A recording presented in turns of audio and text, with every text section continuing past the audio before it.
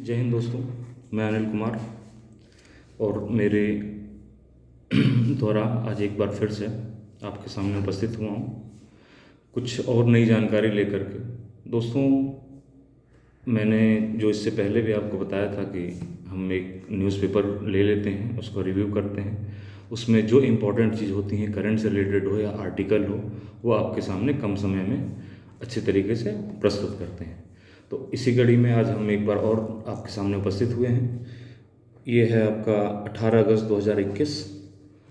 18 अगस्त 2021 के अंतर्गत जो भी नई सूचना है या जो भी सूचना है आपके पास करंट के लिए, जो आपके लिए उपयोगी है, उसको लेकर के हम आपके सामने आ रहे हैं। तो सबसे पहले दोस्तों, आज एक तो आर्टिकल है जो बार बार बात हो रही है आपसे हमारे से कि अफ़गानिस्तान का मामला इस समय बहुत ज़्यादा हाईलाइटेड है, वहाँ पर शासन को लेकर के, वहाँ की सरकार बदलने को लेकर के। तो एक तो उससे रिलेटेड है। दूसरा एक मामला और है दोस्तों कि उत्तर प्रदेश सरकार में एक विधि आयोग का गठन किया गया था, जो कि जनसंख्या नियंत्रण पर अपनी रिपोर्ट को उसको प्रस्तुत करना था। तो अभी आपने इससे पहले उत्तर प्रदेश के मुख्यमंत्री जी को सुना कि जनसंख्या नियंत्रण पर बहुत सारी चीज़ें उन्होंने कही, और जिसको ध्यान में रखते हुए आपका विधि आयोग का गठन किया गया था। तो उसके बारे में भी हम सबसे पहले उसी के बारे में चर्चा करेंगे कि एक विधि आयोग का गठन किया गया है। विधि आयोग क्या है दोस्तों? सरकार की अपनी आवश्यकता अनुसार कि जो कानून कुछ पुराने हो गए हैं, नए कानून लाने की ज़रूरत है, या क्या बदलाव किया जाए किसी कानून में। अब जो कानून पिछले 100-150 साल या अंग्रेजों के ज़माने से चल रहे हैं, अगर उसमें परिवर्तन की ज़रूरत है, समय बदल रहा है, तो इसके लिए विधि आयोग का गठन किया जाता है। समय समय पर सरकार द्वारा किया जाता है, उसके रिकमेंडेशन सरकार विधि आयोग दे देता है। और इसमें कोई भी सेवानिवृत्त यानी कि रिटायर्ड आपके न्यायाधीश इसके अध्यक्ष होते हैं। तो इसी से विधि आयोग जनसंख्या नियंत्रण पर उसने अपनी एक रिपोर्ट थी जिसको मुख्यमंत्री जी को सौंपती है। अब सबसे पहले ये जानने की ज़रूरत है दोस्तों, चूँकि ये जनसंख्या नियंत्रण पर एक मामला जो काफ़ी हाईलाइट है इस समय, जानने की ज़रूरत ये है कि आखिर विधि आयोग जो गठित किया गया था, इसके अध्यक्ष कौन है। तो A.N. मित्तल, ये सेवानिवृत्त हैं, न्यायमूर्ति सेवानिवृत्त हैं, A.N. मित्तल। A.N. मित्तल नाम जरूरी है क्योंकि क्वेश्चन इस पर आ जाएगा कि अभी हाल ही में प्रस्तुत की गई जनसंख्या नियंत्रण के ऊपर रिपोर्ट, उनके अध्यक्ष कौन थे। तो A.N. मित्तल साहब इसके अध्यक्ष थे। अब इन्होंने क्या किया है कि रिकमेंडेशन दोस्तों क्या किया है इन्होंने, तो इन्होंने अपने रिकमेंड जो भी इन्होंने अपने सलाह दी है उसमें कहा है कि जो बच्चों को, ज़्यादा बच्चों को हतोत्साहित करने के लिए और जिनके कम बच्चे हैं उनको प्रोत्साहित करने के लिए एक उन्होंने खाका प्रस्तुत किया है। उनके अनुसार उनका कहना ये है, उन्होंने जो रिकमेंडेशन की है कि जो सिविल सर्वेंट हैं, जो सिविल सर्वेंट अगर जिनके एक बच्चे हैं उनको अधिक छूट या अधिक सुविधाएं मिले, जिनके 2 बच्चे हैं उनको थोड़ी कम, और जिनको 2 से अधिक बच्चे हैं उनको किसी प्रकार की कोई सुविधा न दी जाए। और इसके साथ साथ में बाकी लोगों के लिए, सिविल सर्वेंट के साथ साथ में बाकी जो जनसंख्या, बाकी जो लोग हैं, आम लोग, उनके लिए भी ये इन्होंने सलाह दी है। इन्होंने एक अपनी सुझाव दिया है कि जिनके 3 बच्चे, 2 बच्चे से ऊपर हैं, उनको विभिन्न विभिन्न चुनावों में शामिल न होने की अनुमति हो, मतलब उनको शामिल न होने दिया जाए कि, और जिनके पास 2 बच्चे और 1 बच्चे हैं उनको प्रोत्साहित किया जाए, जिससे जनसंख्या नियंत्रण पर, चूँकि आपको पता है दोस्तों कि भारत की जनसंख्या बहुत तेज़ी के साथ बढ़ती है और जनसंख्या एक बड़ी बड़ी प्रॉब्लम है, बड़ी समस्या है, क्योंकि संसाधन तो सीमित हैं, संसाधन सीमित है, लेकिन जनसंख्या बढ़ती जा रही है, तो उन संसाधनों पर उनका दबाव बहुत ज़्यादा बढ़ रहा है। अब उस दबाव को कैसे कम करें आप संसाधनों को तो बढ़ा नहीं सकते, खेत है, खलिहान है, या ये सब चीज़ों को आप बढ़ा तो सकते नहीं, वो तो एक सीमित मात्रा में है। लेकिन ये है कि जब जनसंख्या का दबाव उस पर बहुत ज़्यादा होगा तो आप सिर्फ जनसंख्या नियंत्रण ही कर सकते हैं। इसका एकमात्र उपाय यही है दोस्तों कि जनसंख्या नियंत्रण ही किया जा सकता है। अब जनसंख्या नियंत्रण करने के जो ये सुझाव हैं, ये सरकार के ऊपर है कि उसको किस तरीके से लागू करती है। इसमें हो सकता है बहुत सारा विरोध भी हो, बहुत सारे समर्थन भी आए, लेकिन कोई ना कोई एक बीच का रास्ता निकाल करके हमें आगे बढ़ना पड़ेगा। तो ये विधि आयोग की रिकमेंडेशन जब मान ली जाती है दोस्तों, तभी वो एक तरीके से आप मान के चलेंगे कि ये गवर्नमेंट की एक योजना बन गई है या उसको क्रियान्वित किया गया है। लेकिन अब अगर आप बाई चांस जनसंख्या नियंत्रण पर कोई निबंध लिख रहे हैं, अगर या जनसंख्या नियंत्रण से संबंधित कहीं कुछ लिखने को आ गया, मेंस में आ गया, यूपीएससी मेंस में आ गया, यूपीपीएससी मेंस में आ गया, जो भी मेंस में जो भी एग्जाम्स होते हैं उनमें आ गया, तो आप इनके सुझावों को, यानी कि एएन मित्तल के सुझावों को डालेंगे तो ये सुझाव में अच्छे नंबर आपको मिलेंगे, क्योंकि ये सुझाव दिया गया, ये उत्तर प्रदेश सरकार के द्वारा ये रिकमेंडेशन है, उत्तर प्रदेश सरकार ने ये विधि आयोग का गठन किया है और उसने ये सुझाव दिए हैं। इस तरीके से दोस्तों आपको आगे बढ़ना है और छोटी छोटी चीज़ों को ध्यान रख करके आपको अपने पूरा संपूर्ण तैयारी का, मतलब ये है कि जहाँ कोई बार आपका करंट भी तैयार हो रहा है, आपका निबंध भी तैयार हो रहा है, आपका मेंस भी तैयार हो रहा है, ये सब चीज़ें एक साथ में चलती हैं। ये नहीं है कि पीटी आज आपने तैयार आज कर लिया, फिर कल को मेंस की तैयारी करेंगे और इंटरव्यू की तैयारी बाद में करेंगे, ऐसे फिर हो नहीं पाएगा। अब आपको एक साथ ही लेकर के चलना होता है कि एक साथ तैयारी हो, जैसे ही आपका पीटी आता है उसका मेंस आप क्वालिफाई करो, इंटरव्यू दे करके फिर आप अपने जो भी मुकाम पर हैं वो आप पहुँच जाएँ। तो इस तरीके से आपने विधि आयोग के बारे में थोड़ी सी जानकारी होगी। राष्ट्रीय विधि आयोग भी बनता है समय समय पर, उसके लिए अलग वीडियो बना करके आपको बताएंगे। सभी आयोगों का एक वीडियो बना करके, जितने भी आयोग, अल्पसंख्यक आयोग हो गया, पिछड़ा वर्ग आयोग हो गया, SC/ST आयोग हो गया, महिला आयोग हो गया, आपका मानवाधिकार आयोग हो गया, सारे इस पर क्या नाम है, जितने भी आयोग हैं इनके ऊपर एक वीडियो बना करके हम आपको जल्दी ही आपको दे देंगे।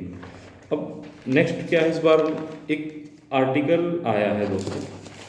आर्टिकल में जिस तरीके से अभी पिछले दिनों बात हो रही थी लगातार कि अफगान आतंक की नई चुनौती, अफगान आतंक की नई चुनौती अफगानिस्तान को लेकर है। तो सबसे पहले आपको ये बता दें दोस्तों कि एक होता है इंटरनेशनल रिलेशन, IR जिसको कहते हैं, इंग्लिश में शॉर्ट फॉर्म में IR कहते हैं। अगर IR एक बड़ा सा एक भाग है IAS मेंस का या आपके PCS मेंस का। इससे जो है मेरे ख्याल में, जहाँ तक है मुझे थर्ड पेपर या ये है, थोड़ा सा मुझे कंफ्यूज हूँ, बट ये थर्ड पेपर या सेकंड पेपर है। पॉलिटिकल साइंस के साथ IR आता है GS पेपर के अंदर। तो आप इसके ऊपर थोड़ी देर 5 मिनट की चर्चा हो जाएगी। मैं आपको सबसे पहले ये दिखा दूँ बच्चों की, दोस्तों की, आपको है आपका अफ़गानिस्तान। देखिए दोस्तों, अफ़गानिस्तान दिख रहा होगा, अभी थोड़ी सी एक कर्सर है हमारा, ये अफ़गानिस्तान है।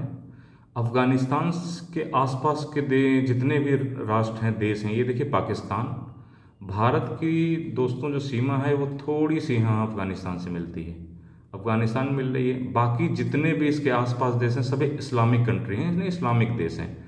और ये रहा चाइना दोस्तों, चाइना की उत्तर पश्चिम सीमा ये अफ़गानिस्तान से मिल रही है, ठीक है दोस्तों। और रसिया है इधर, आपका ये रसिया, रूस जिसको कहते हैं। बाकी सारे इस्लामिक कंट्रीज़ हैं इसके आसपास, अफ़गानिस्तान के आसपास। पाकिस्तान हुआ, ताजिकिस्तान हो गया, आपका किर्गिस्तान हो गया, उज्बेकिस्तान हो गया, तुर्कमेनिस्तान हो गया, ईरान हो गया, और एक और देश है दोस्तों, ये दूर है काफ़ी, लेकिन इसका भी जिक्र हम करेंगे। ये बांग्लादेश के बगल में म्यांमार है, ये रहा म्यांमार।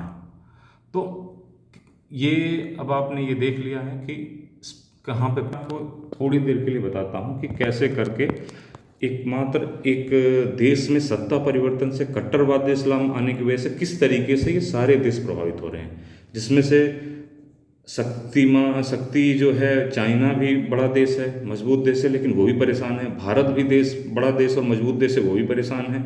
रसिया भी परेशान है, म्यांमार भी परेशान है, क्यों उतनी दूर होते हुए भी वो क्यों परेशान है। वहाँ तक तो अफ़गानिस्तान की पहुँच भी नहीं है, तालिबान की पहुँच भी नहीं है, लेकिन वो क्यों परेशान है, इस पर 4-5 मिनट में मैं आपको जल्दी से जल्दी बताने की कोशिश करूँगा।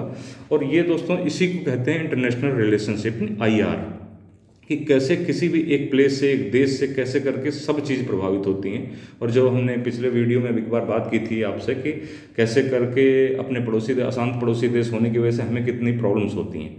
तो सबसे पहले चाइना को ले लेते हैं दोस्तों। चाइना क्यों परेशान है? अफ़गानिस्तान से एक सीमा लगती है चाइना में एक सिंजियांग प्रांत है दोस्तों। वो सिंजियांग जो प्रांत है इनका, वो उत्तर पश्चिम क्षेत्र में पड़ता है, जिसमें अफ़गानिस्तान के आसपास का इलाका पड़ता है। वहाँ पर क्या है, ये जो जनसंख्या है वो इस्लामिक जनसंख्या है। तो तो ये इस्लामिक जनसंख्या दोस्तों क्या करती है कि बार बार विद्रोह किया करती है, क्योंकि इनको ये तुर्कमेनिस्तान, ये अपने को तुर्कमेनिस्तान का हिस्सा मानते हैं, इसलिए वो बार बार ये चाहते हैं कि हम स्वतंत्र हो जाएं, हमारा पूर्वी तुर्कमेनिस्तान के नाम से अपना देश चाहते हैं कि हमारा पूर्वी तुर्कमेनिस्तान है हमारा ये। जबकि चाइना सिंजियांग प्रांत में काफ़ी शोषण करता है, और किसी भी तरीके से तो तालिबान आने की वजह से उसको ये डर है कि यहाँ विद्रोह के बढ़ने की संभावना बढ़ जाएगी। इससे पहले अभी कुछ दिन पहले तालिबान के कुछ नेता जो है गए थे चाइना, तो सबसे पहले चाइना ने यही आपत्ति जताई थी दोस्तों कि आप जो है इस क्षेत्र में सिंजियांग प्रांत में हमारे विद्रोह को भड़काएंगे नहीं, तभी हम आपको मान्यता देंगे या हम आपके साथ में काम करेंगे। उसके साथ साथ में क्या है, चाइना का भी बहुत बड़ा निवेश है जो अफगानिस्तान के अंदर है, खासतौर से इनिशिएटिव बेल्ट रोड का जो एक है, वो एक रोड लेके जा रहा है, चाइना बना रहा है, जो सीधे अफगानिस्तान, पाकिस्तान, अफगानिस्तान होते हुए आपको यूरोप को जोड़ेगी। तो एक बहुत बड़ा उसका जो है निवेश है इस जगह पर अफगानिस्तान के अंदर, उसको लेकर के भी चाइना परेशान है।